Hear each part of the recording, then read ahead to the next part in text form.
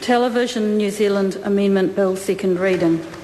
Mr Speaker. Honourable Jonathan Coleman. Mr Speaker, I move that the Television New Zealand Amendment Bill be now read a second time.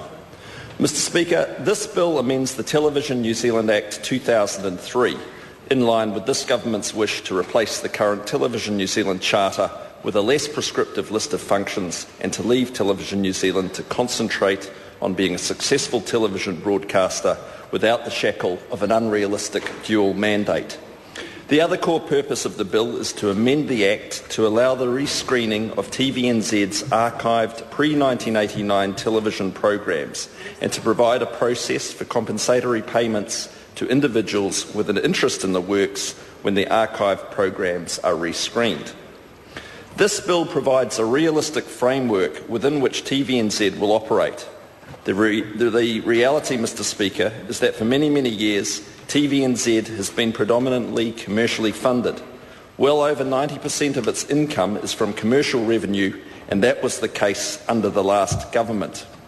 Indeed, the Labour government was in denial that it actually owned a commercial broadcaster.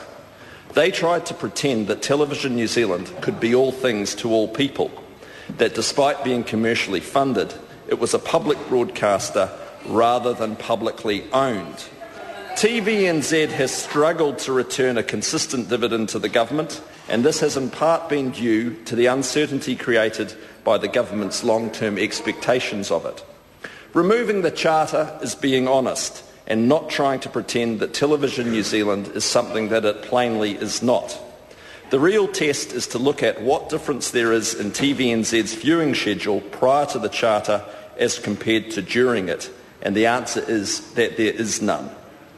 With the passing of this legislation, Mr Speaker, TVNZ's functions will be to be a successful national television and digital media company, to provide high-quality content that is relevant to and enjoyed and valued by New Zealand audiences, to provide both New Zealand and international content and reflect Maori perspectives, and to include the provision of free-to-air channels available to audiences throughout New Zealand. This at last provides TVNZ with a clear direction and formalises the government's expectations as shareholder. TVNZ will continue to provide broadcasting services to all New Zealanders, and the public will continue to have access to local content on Television New Zealand, including material with a Maori perspective. The removal of the charter will have little impact on what is shown on the screen. TVNZ will continue to screen events of major public significance. They will still screen content of relevance to a broad cross-section of New Zealanders, and they will still screen high levels of New Zealand content. At the same time, Television New Zealand will have the flexibility it needs to effectively pursue commercial objectives and to continue its transition from a traditional broadcaster to a multi-platform digital media company with diverse income streams and services. Mr Speaker, the proposed functions of the bill will still allow TVNZ to feature content of a public service character as part of its total output. This will be achieved by TVNZ continuing to have access to New Zealand On-Air funding to ensure the delivery of high-quality New Zealand content. This reflects the government's policy of providing support for public service broadcasting, primarily through contestable funding via New Zealand On-Air, funding programs rather than broadcasters. In terms of the bill's other functions, Part 4A establishes a scheme for the rescreening of pre-1989 TVNZ archived works. Television New Zealand's archive is a unique and valuable record of New Zealand's historical, social and cultural life and an important part of our screen heritage. It is in the public interest that the publicly funded programs in the archive be available for future viewing. Currently, a significant number of programs are effectively locked up in the TVNZ archive, unable to be screened because of the multiple rights attached to the works which would require clearance. This bill provides a means to resolve the issue of rights clearance.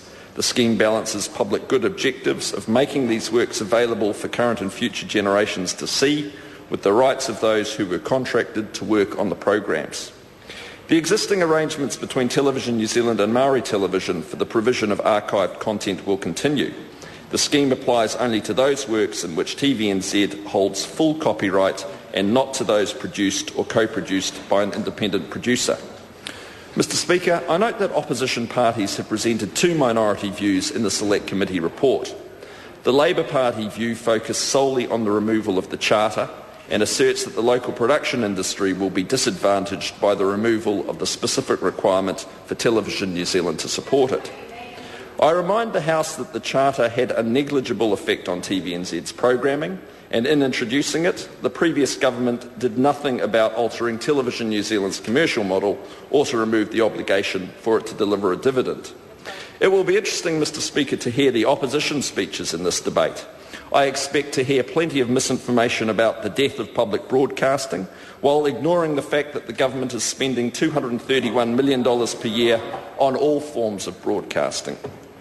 I'm also sure you will find no mention of the fact, as the Listener magazine points out, that New Zealand is the only country of 4 million people in the OECD that funds a public service radio network, an Indigenous television channel and an $81 million contestable fund for local program making.